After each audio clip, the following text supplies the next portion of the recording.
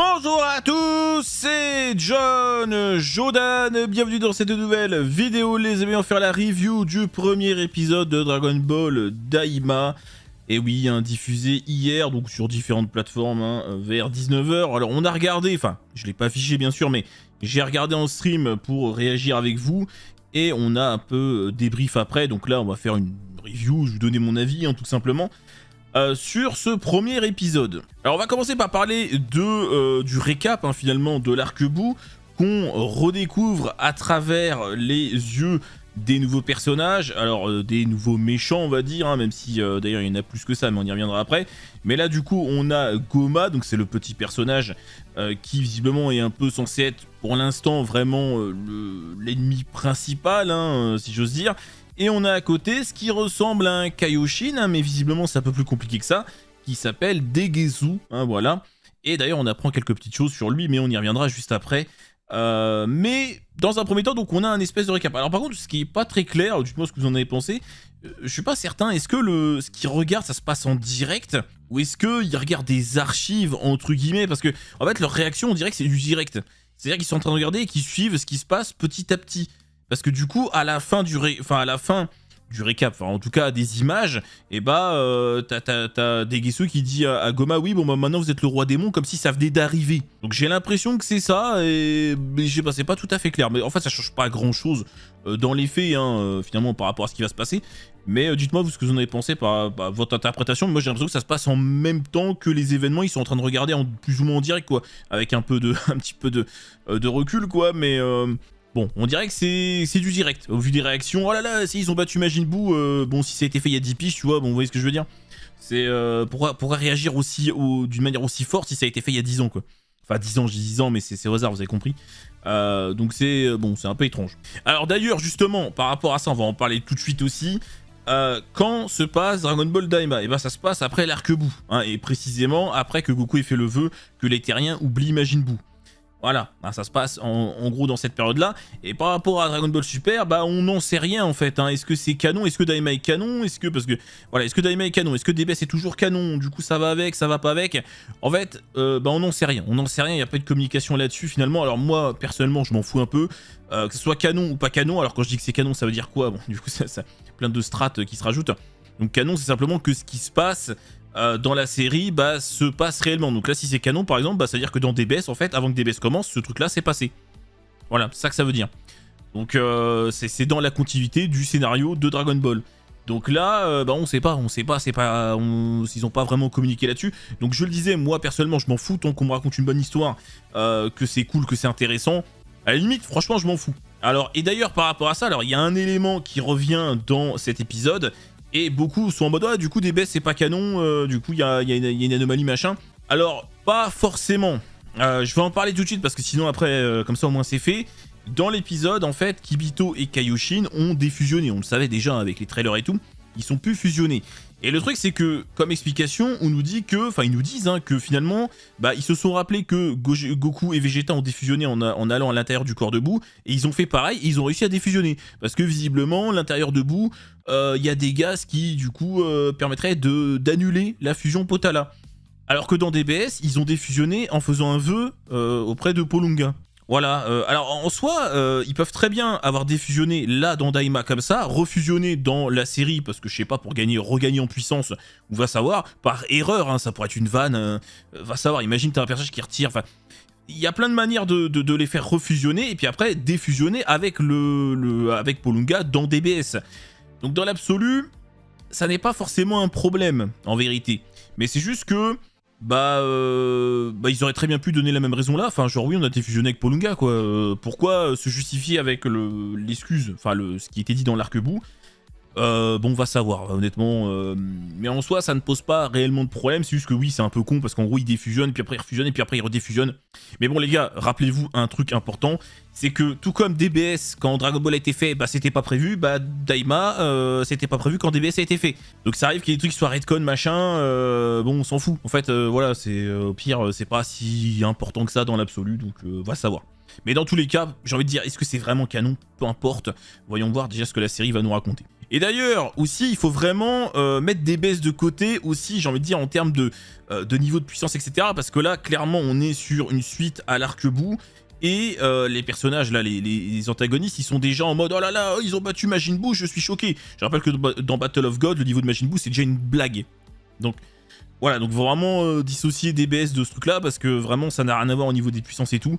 Il faut vraiment mettre ça de côté. Et puis, de toute façon, le parti pris de la série, là, Daima, c'est clairement d'aller plutôt dans un downscale des héros, hein, comme dans GT, hein, c'est à peu près le même plot de début. En mode ils sont moins forts, on réduit leur puissance plutôt que d'aller dans le power-up continu. Donc vraiment faut dissocier, faut partir de ça, hein. C'est vraiment rien à voir. Alors concernant le récap de l'arc-bout, visuellement parlant, c'est un bonbon, c'est magnifique, enfin je l'ai dit plusieurs fois pendant le stream, mais si on pouvait avoir un remake de DB, même du Dragon Ball, de la première série de DBZ dans cette qualité, mais je signe tout de suite. Je signe tout de suite, allons-y. Voilà, bon, juste, il n'y a pas trop de sang, bon, mais ça, voilà, mais sinon, mais c'est magnifique, c'est une dinguerie. Ah voilà, c'est une dinguerie. Donc ça, vraiment, superbe. Mais, du coup aussi, j'en profite pour parler d'un autre truc, c'est que, oui, ce récap est vraiment magnifique, mais il faut quand même noter que le visuel du récap est différent du visuel de la série en elle-même. C'est-à-dire que le visuel que vous avez lors du récap, bah, la série, quand on revient sur les personnages dans le présent, on n'est pas exactement sur la même DA et c'est un peu différent, mais moi ça me plaît bien, c'est pas le problème. Mais simplement parce que sur les réseaux, les gens sont en train de s'enjailler et bien souvent de faire des posts en mode « Eh mais regardez, Daima c'est trop beau, machin », mais en fait les mecs te mettent que des screens du flashback. Ou d'ailleurs, certains même te disent « Ouais, qui a dit que c'était pas bien, regardez, c'est trop bien », avec des screens du flashback. Mais les gars, le flashback, c'est un flashback. C'est-à-dire que oui, c'est l'arc-bout. Ah bah oui, c'est bien, oui, c'est vrai que c'était bien, ouais. Mais c'est qu'un flashback. Donc encore une fois, ce qui va être intéressant de voir, c'est la série en elle-même, pas le flashback. Hein, ce qui nous importe, c'est que la série soit bien, pas le flashback. Parce que les mecs restent bloqués là-dessus. C'est en mode, oh là là, regardez, masterclass, machin, mais c'est qu'un flashback. Alors oui, c'est très beau. Hein. Mais en soi, ce qui va être important surtout, c'est le scénario de la nouvelle série. Pas le flashback de l'arc-bout. Donc faut un peu faire la part des choses, quoi. Bon, voilà. Donc, je sais pas pourquoi les gens surréagissent par rapport à ça, mais c'est qu'un flashback, hein, il faut quand même le savoir. Alors, ça me permet aussi d'enchaîner sur le sujet, justement, visuel, hein, on continue là-dessus, sur le chara design, l'animation. Écoutez, c'est magnifique, c'est vraiment très très beau. Alors après, la DA, on peut aimer, on peut ne pas aimer. Moi, j'aime bien. Alors, tu sens quand même un côté un peu rafraîchissant. Les persos, visuellement, paraissent plus jeunes. Et ça se voit bien d'ailleurs, entre le flashback et après quand tu revois les persos dans le présent, c'est différent. C'est quand même différent. Là, avant, t'as vraiment le trait DBZ malgré tout, et là, t'as un trait plus, voilà, un peu plus arrondi, mais pas comme dans DBS non plus. On est vraiment dans un entre-deux, je dirais. Et les personnages te paraissent quand même plus jeunes, d'une manière générale. Puis bon, après, ils vont devenir petits, donc ça va encore s'accentuer, j'ai envie de dire, forcément. Mais en tout cas, personnellement, visuellement, je trouve ça très beau. Hein. Franchement, ça passe vraiment bien. On est sur un bon entre-deux, encore une fois, entre ce qu'on avait avant et ce qu'il y avait dans DBS, qui était vraiment trop arrondi, trop enfantin, trop machin. Là, on a un espèce d'entre-deux qui est plutôt pas mal. Et c'est vraiment très beau. Alors après, heureusement, parce que c'est un animé saisonnier, donc c'est pas un animé fleuve, donc énormément d'épisodes qui se suivent, etc. Donc heureusement que c'est quali, hein, sinon ça aurait été un peu triste. Mais vraiment, en tout cas, c'est réussi, le chara design est vraiment très plaisant. Et l'animation, pour ce premier épisode, bah c'est très clean. Hein. Le mini-combat Goku-Vegeta, c'est très beau. Le son design est très bon aussi. On a des effets qui me font penser à DBZ à l'ancienne, puis il y a aussi des nouveaux effets. Mais globalement, ça rend très bien, tu sens bien l'impact des coups et tout. Donc franchement, visuellement parlant, que ce soit chara design, la direction artistique, l'animation, pas grand chose à dire. Franchement, c'est très très bien. Et il n'y a pas de raison que ça change, puisqu'encore une fois, c'est un animé saisonnier, donc en théorie, la qualité va rester homogène sur toute la série. Donc de ce côté-là, on va bien manger, il n'y a pas de problème, ça va être vraiment cool à regarder.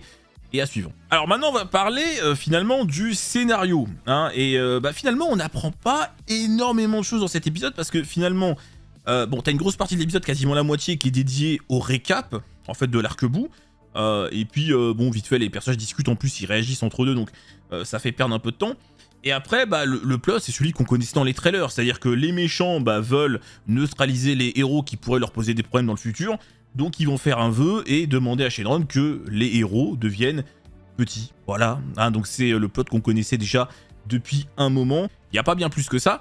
Mais en revanche, il y a quand même des choses intéressantes en termes de lore, et j'espère en termes de futurs ajouts dans le scénario, que ça serve à quelque chose.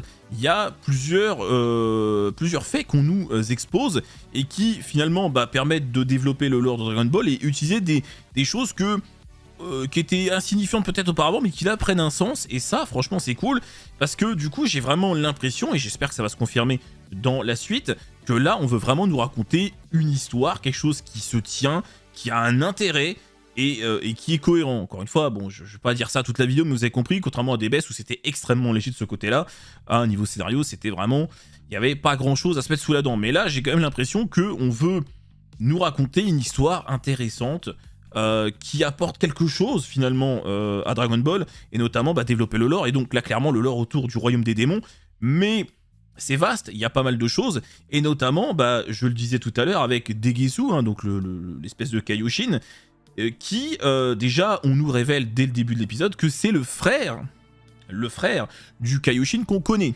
Et oui, c'est son frérot. Alors c'est vrai qu'ils se ressemblent. Alors d'ailleurs j'aime bien ce regard design, alors il ressemble, hein, mais un petit peu plus de flow, la voix est pas mal. Donc c'est plutôt cool. Alors après, est-ce qu'on va le voir en action ce personnage? Je sais pas trop, parce que, bon, d'un côté, comme ils sont rajeunis, ils sont moins puissants, il y aura peut-être moyen qu'ils se battent, mais on a bien vu dans l'arc-book, les Kaioshin sont pas très puissants, hein, concrètement, c'est pas foufou, hein, donc à voir ce que ça va donner, mais ça serait bien quand même, puisque franchement, il a son petit flow. Mais voilà, on apprend que c'est le frère du Kaioshin qu'on connaît dans l'univers 7, et pour aller plus loin même, on a un troisième personnage qui arrive, donc c'est, j'ai mis des notes parce que Arinsu qu'elle s'appelle, alors il l'appelle Docteur, parce qu'apparemment elle fait des expériences, je sais pas quoi, l'espèce de vampire là, machin, bon enfin c'est tous des démons au final, hein, ok, donc Docteur Arinsu, et qui est la sœur, ouais, il faut suivre, la sœur de Degizu. Et donc, par extension, en théorie, c'est la sœur du Kaioshin de l'univers 7. A priori. À moins qu'ils aient, je sais pas, mais normalement, oui, par voie de conséquence, oui. Et là, tout de suite, déjà, des personnages qui sont liés à des personnages qu'on connaît, ça peut être intéressant. Encore une fois, faut voir comment ça va être utilisé, parce que ça se trouve, c'est dit comme ça, et puis ça va servir à rien. Mais je pense que si, il y aura forcément des interactions qui vont arriver. Pourquoi le Kaioshin qu'on connaît, il est finalement à la place qu'il a dans l'univers 7, qui est quand même assez importante. Pourquoi son frère, lui, il est resté dans le royaume des démons, et visiblement, il tourne pas très bien. Sa sœur, elle, je sens pas trop, je sens qu'il y a double jeu. Je sens qu'il y a double jeu avec elle, parce que finalement, ce qui se passe, c'est que c'est elle qui va inciter les deux autres à faire quelque chose contre les héros. En mode, oui, attention, si jamais ils viennent ici, ils vont tous tout buter. Alors que de base, le méchant, le petit, Goma, lui, il était en mode, bon, ok, on s'en fout, en plus, il n'y a plus Majin Buu, il n'y a plus Babidi, ils viendront pas me faire chier, Dabla est mort. Ok, donc je deviens le roi, d'ailleurs, hein, donc ça devient le roi démon avant c'était Dabla, il est mort, donc c'est lui. Alors je sais pas s'il y a un lien de parenté, parce que dans le truc ils nous disent oui, de nom et de je sais pas quoi, donc est-ce que c'est son fils, est-ce que c'est son frère, j'en sais rien, mais on verra bien, mais en tout cas, le nouveau roi démon, officiellement, c'est Goma, donc c'est le petit personnage. Et donc c'est elle qui les chauffe en mode, attention, s'ils viennent là, ça craint et tout, alors que lui de base il était en mode, ouais bon chill, c'est bon, tranquille, je reste dans mon coin, et y a pas de problème. Alors que de base était serein. Mais elle les chauffe, et c'est bizarre, parce que pourquoi donc quand même peut-être quelque chose à y gagner, peut-être qu'au final elle est pas vraiment méchante, elle va se retourner contre eux, je sens qu'il y a double jeu. On verra bien, mais j'ai l'impression qu'il y a double jeu. Bref, donc ensuite on apprend qu'il y a des Dragon Ball dans le royaume des démons, au nombre de 3, voilà, avec leur propre... alors on sait pas le dragon à quoi il ressemble, hein, d'ailleurs c'est un Polunga plutôt, machin, on sait pas, mais il y en a 3, et on apprend que par contre le problème c'est que ces Dragon Ball sont gardés par des espèces de gardiens justement, qui sont visiblement surpuissants parce qu'ils osent pas, enfin voilà, oui ils auraient voulu faire leurs vœux s'ils avaient pu avec ces Dragon Ball là, puisqu'elles sont chez eux, mais ils ne peuvent pas parce que visiblement les gardiens sont beaucoup trop puissants pour eux, et ils ne peuvent rien faire, et donc ce qu'ils vont décider de faire, c'est d'aller chercher les Dragon Ball sur Terre, et de faire leurs vœux sur Terre. Bon, alors ok, et c'est là où... bon, c'est un peu, je trouve, la faiblesse de ce début enfin, au niveau du scénario, c'est qu'on a un Namek qui va être introduit, un Namek, donc, qui est dans le royaume des démons, qui est sénile, qui est très très vieux, il est à moitié connecté, le mec. Mais du coup, ouais, donc ils vont amener ce personnage-là, ils vont aller sur Terre, finalement, ok. Et en fait, il est cheaté le mec. Alors vous allez voir, enfin vous avez vu de toute façon, il est cheaté, donc ils vont arriver sur Terre, ils vont aller voir Dende. Bon, au début, ils arrivent en mode ouais, on est gentil, on vient prendre les Dragon Ball, on a le droit de faire un vœu, ok, que c'est cool. Et puis, bon, bah, évidemment, Dende refuse, hein, enfin, il dit ouais, non, mais en plus, il lui demande de ramener les Dragon Ball pour faire un vœu, mais Dende ne peut pas faire ça, mais le Namek du Royaume des Démons, il peut faire ça.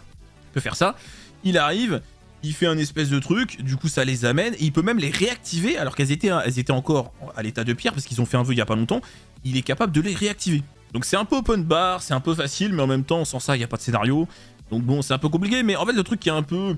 Voilà, en fait, c'est que donc Goma, pour motiver le Namek à faire ce qu'il a envie de faire, et bah il lui dit ouais, je vais rallonger ta vie de 1000 ans. Le truc, c'est que le Namek, visiblement, comme bien même il est vieux et sénile, il est très puissant, hein, parce que tu vois, il peut ramener les Dragon Ball à lui, les réactiver. Tu vas me dire qu'il n'était pas foutu de...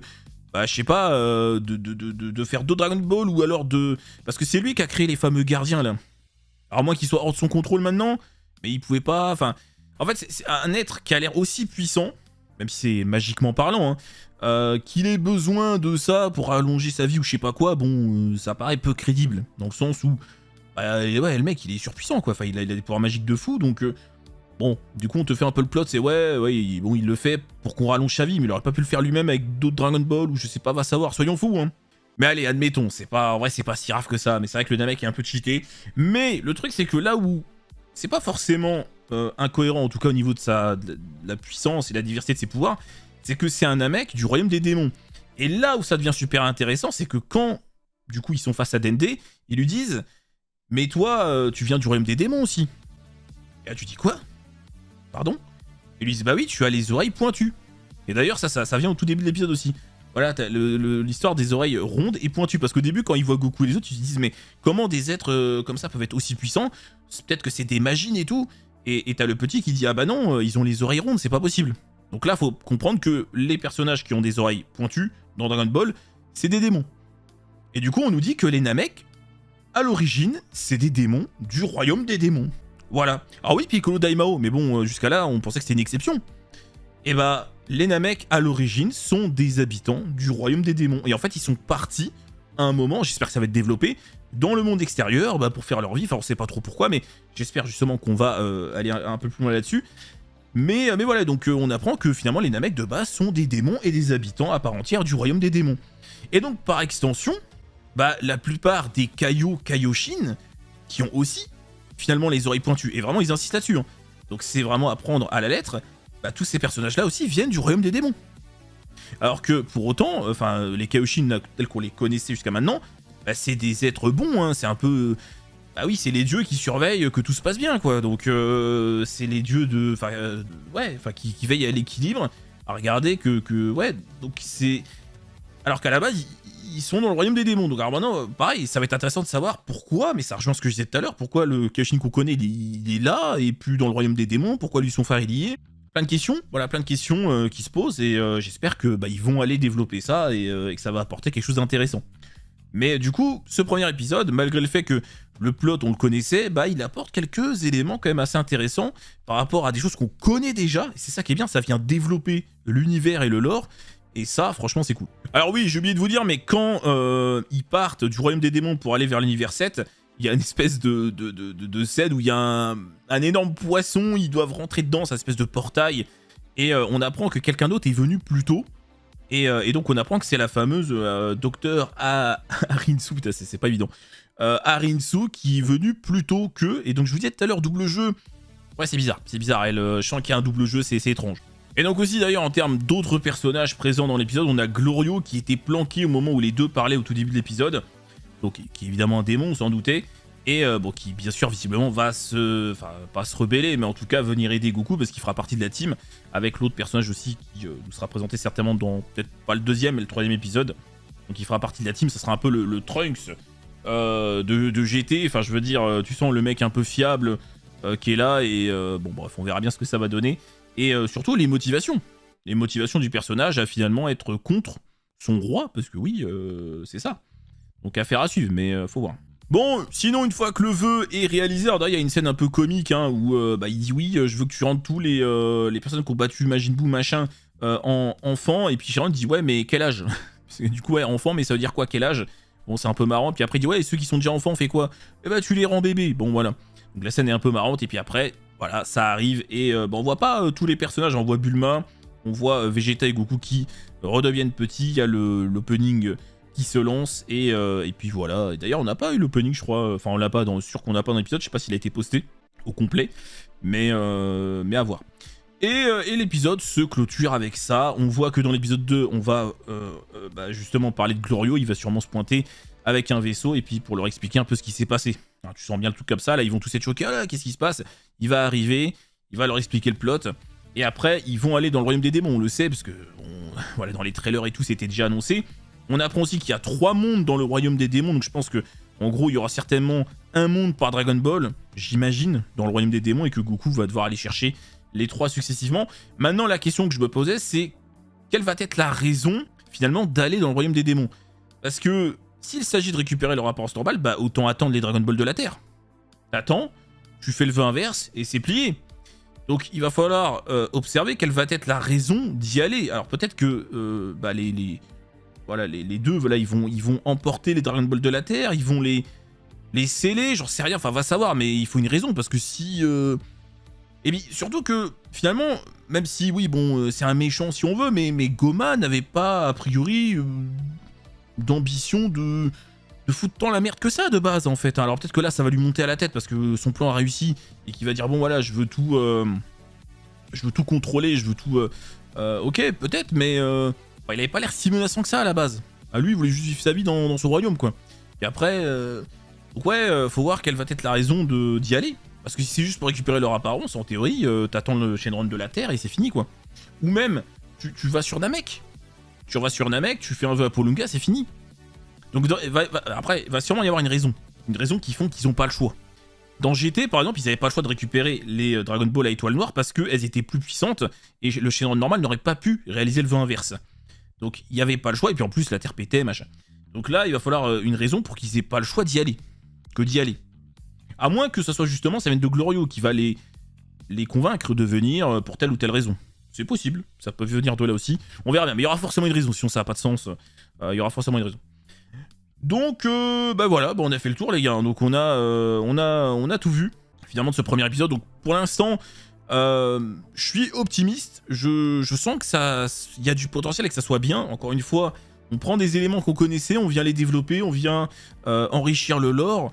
Et on essaie de nous raconter une histoire, je l'espère, qui est cohérente, qui a un intérêt. Et ça peut être cool. Il y a des personnages qu'on n'a pas beaucoup vus qui pourraient être un peu plus développés, Kaioshin notamment. Je suis optimiste, mais j'attends de voir la suite parce que là c'est trop tôt, on a trop peu de choses. Parce que la plupart des éléments on les connaissait déjà. Alors oui, il y a quelques trucs intéressants, genre les oreilles pointues égale démon, c'est le frère de Kaioshin, d'accord, ok. Mais la suite. Parce que bon, encore une fois, beaucoup se sont saucés sur le flashback. Oui, le flashback il est très beau, mais c'est pas ça la série, c'est Daima la série, c'est pas l'arc-bout. Donc oui, le flashback est très beau, c'est très beau. Maintenant, la suite. Mais honnêtement, j'ai un bon pressentiment. Et ça a l'air cool. C'est pas... bon, c'est encore un peu tôt pour ça aussi, mais... Parce qu'on les a pas encore vus agir en étant enfants, mais... ça va, j'ai pas l'impression que la série soit vraiment genre en mode tiens, c'est pour les gamins, basta. Bon, surtout en plus à l'heure où c'est diffusé, ça aurait pas de sens. Donc c'est cool, j'avais peur de ce côté-là, en mode vraiment c'est pour les enfants et puis point barre. Ça n'a pas l'air d'être le cas. Donc ça c'est bien.